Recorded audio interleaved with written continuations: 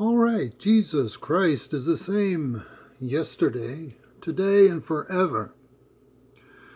1 Corinthians 15:28. And when all things have been subjected to him, that is Jesus, then the Son himself will be made subject to him, the Father, who put all things under him, Jesus, so that God may be all in all. Okay, what this does not mean is that heaven and hell will disappear. Hell is eternal.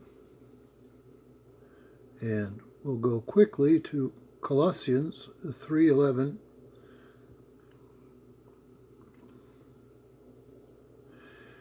Here there is no Greek or Jew, circumcised or uncircumcised, barbarian, Scythian, slave or free, but Christ is all and is in all.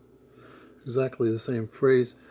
So that doesn't mean that you disappear and you're sucked into Christ and you are Christ. You are still the person who you are, part of the body. All right? So we go back to 1 Corinthians 15:28. When all things have been subjected to him, Jesus, then the Son himself will be made subject to him. That doesn't mean he disappears. He is eternal with God. He was in the beginning with God.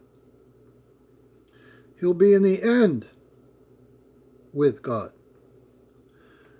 We're not going to be all, this isn't a Buddhist thing where we're all changed into one.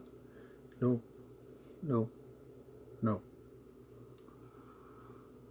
God, the divine Trinity, the Holy Godhead, will remain forever.